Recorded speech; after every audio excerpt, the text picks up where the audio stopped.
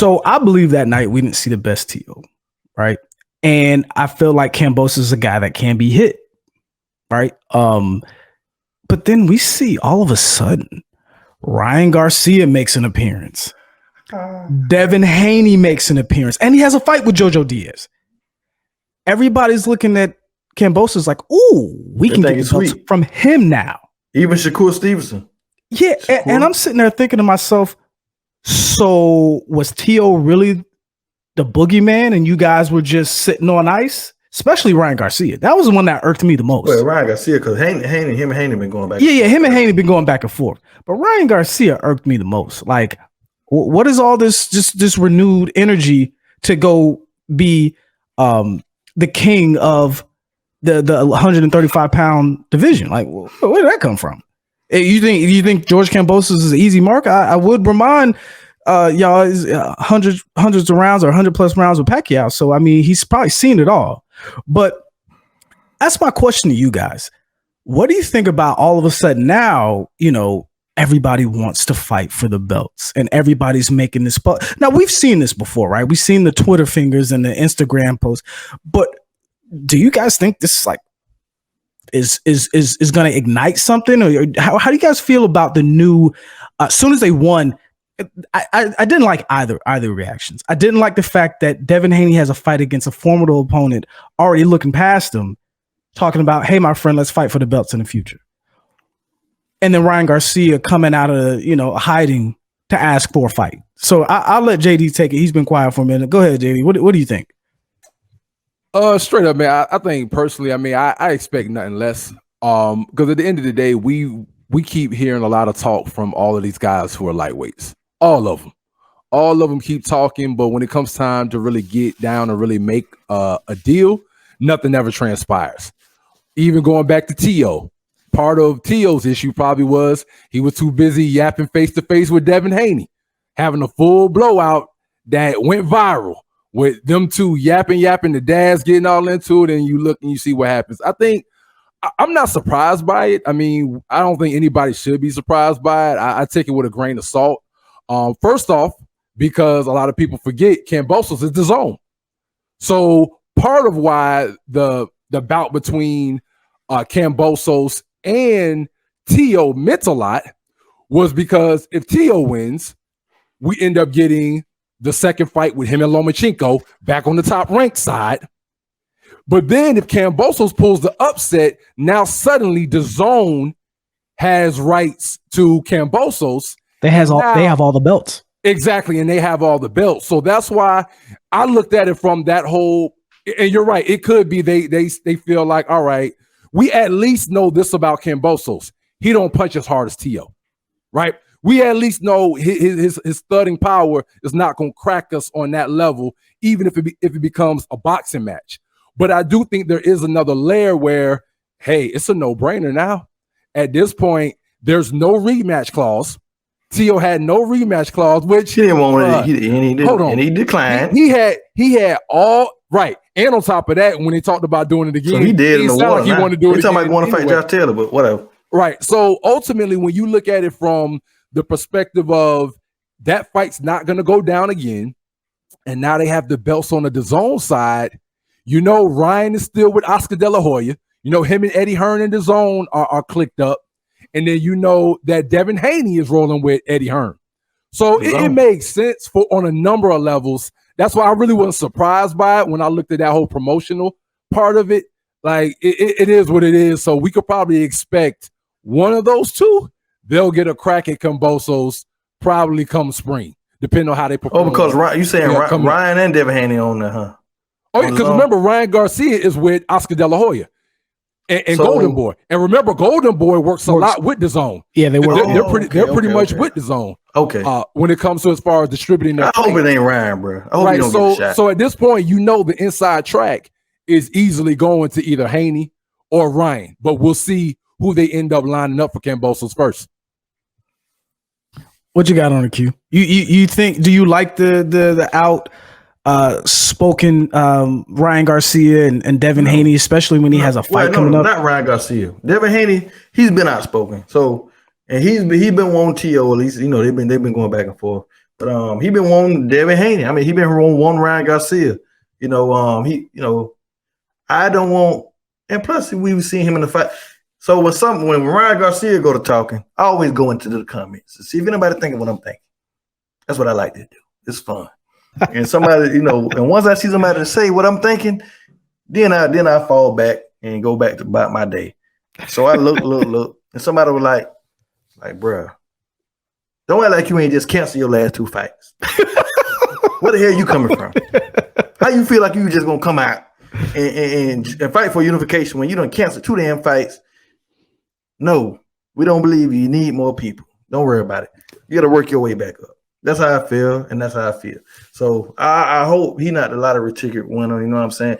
But if he is, I will be gladly watching, rooting for Kambosos because I like Kambosos. He was very humble, and he didn't have to offer a rematch when it wasn't a rematch clause. You know what I'm saying? He could survey the land as he want. He's the emperor, and I love that line. I'm not a king. I'm the emperor. They got 4. Right. You got 4 kings. I must be the emperor and win and take what they got. So I love that. You know what I'm saying? I used to play Dynasty Warriors back in the days when I was, a young youth. He's the emperor.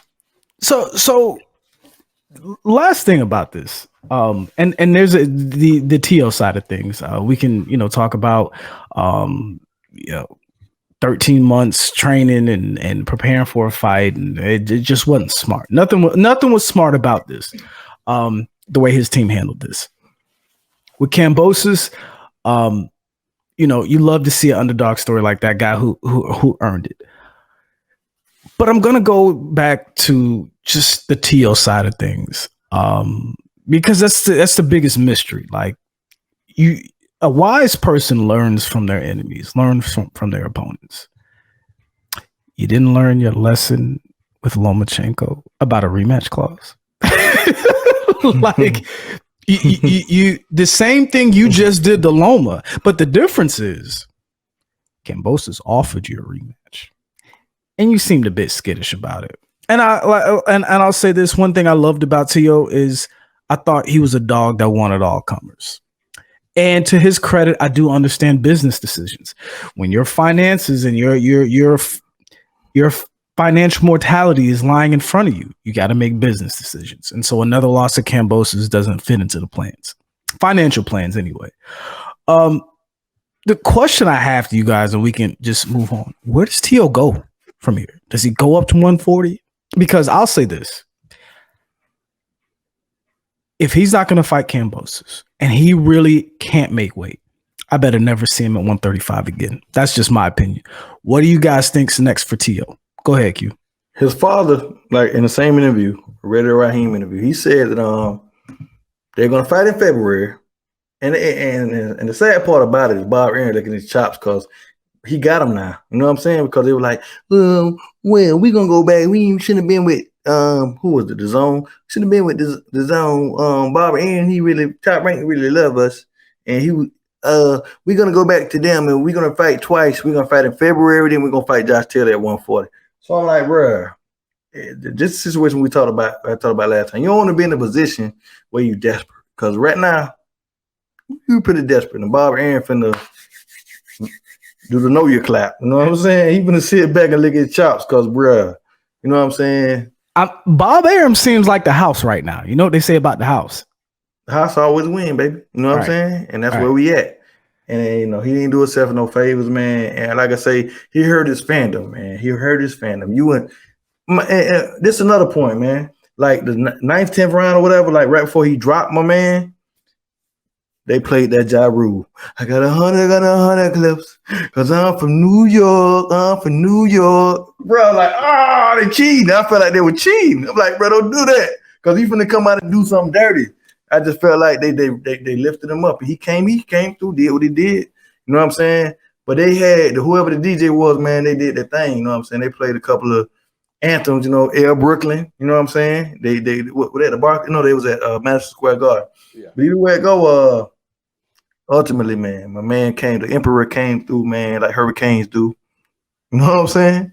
Yeah. And he did what he did, brought the thunder from down under, man. I gotta respect it, man. And I like how he even stood after my man came with the rant and talking about he won, had the hissy fit. And he was like, bro, look at your face. Again, he was like, come to Australia in front of 80,000 people. We can do it again. I believe the 80,000 people in Australia were like, yeah, I don't think. Right. I'm going to head up north to 140. You know what I'm saying? But it is what it is, man. I believe he got the skill to come to bounce back and do his thing, man. So we'll see. I ain't gonna rag him too bad. You know what I'm saying? Because he got it bad enough right now. But what you got on JD? What's next for Tio? Man, I'm gonna tell you. I mean, he got served some humble pie, man. But I'm one of those people of the mindset that I feel like he can bounce back. I think in boxing, man, we got to get rid of this notion that loss. O means that much in the sport of boxing. And to be honest, if we keep it 100, an O is something that some fighters actually need. Definitely. There are some fighters who honestly need to lose because, and I think Tio's one of them. I think this loss is going to benefit Tio in so many different ways, and he's going to come back an even better fighter. We could sit there and say that he probably had too much ego. Going back to what we just said in regards to not even having a rematch clause. 10-2. I want 10-2 every percent. You know I beat that boy. Well, you know he was lying because he said 11-2. But go ahead, JD. Right. So on top, so you got a dude who's sitting there. You got all the belts, and you have no rematch clause. The way he fought, you knew there was ego involved in him, thinking that he was gonna get him out of there real quick. And so I think when a fighter, and I don't want to sit here and act like I can't probably put myself in their shoes as a fighter, because you grow up since a kid literally hopping in a ring with the sole objective of knocking somebody out. And you're sitting there trying to avoid getting knocked out. So there has to be some level of psyche and you ultimately really believing in yourself if anybody's going to be a fighter. But I do think that when you take that first L, it can force you to go back to the drawing board. If you're Tio, now do you go back and watch this fight and do you listen to what your pop said? Do you now go back and do you watch what you did in the fight? Do you now sit back and say, okay, maybe I did overlook a fighter like Kambosos, right? So I now am in a position where I'm not going to take any of those things for granted. And now I'm going to come at this thing locked and loaded, focus on every opponent from here on out. So I kind of think ultimately he goes up to 140. Like he said, I don't think he tries to squeeze down at 135 anymore. He can't afford any more losses. At the end of the day, I think ultimately he didn't want to, speaking of money, J-Box, I think he knew the big fights were there if he could get to them as far as lucrative fights. And I think he didn't want to restart at the bottom at 140 and try to work his way up to lucrative fights.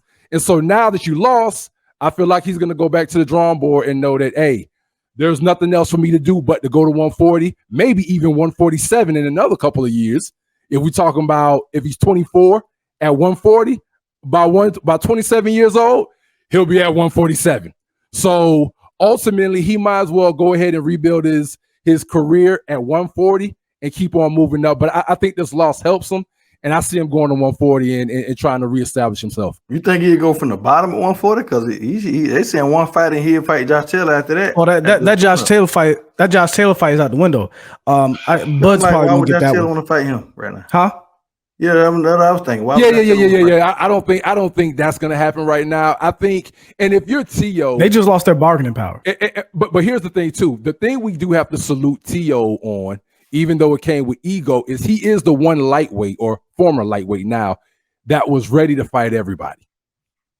But the thing is, while everybody else has been calculated as far as who they pick, trying to develop skill and get better, to your point, Q, he shouldn't do the Josh Taylor one this quick.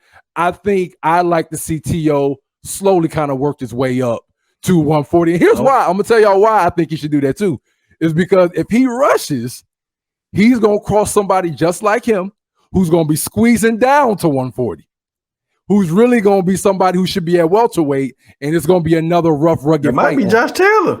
Like Josh Taylor is 5'10", and he about 5'10". Hey, Yeah, I think he's up there, but man, he not gonna fight Josh Taylor. Yeah, that fight's that ain't happening. No, I don't see it. Yeah, that fight's I feel like he's looking for a pay. The thing about Teo right now, which I see, even after he beat Lomachenko, I feel like he was looking for the biggest payday for the less risk, which I ain't mad at him about, but it ain't about it's not about proving that he's the best anymore. You know what I'm saying? I feel like he probably feel like he done that when he beat Lomachenko. Yeah. You know what I'm saying? Instead of just like really proving it, because I feel like Lomachenko would have lost to Devin Haney. Well, probably. I really believe Devin Haney. I look at Devin Haney and say he could be a problem for any of those guys if he guard his grill. If he guard his grill, you know what I'm saying? He could outbox by any of them guys. You know what I'm saying? Hey, but I want to say something for the first time, man. You guys have provided the perfect segue to connect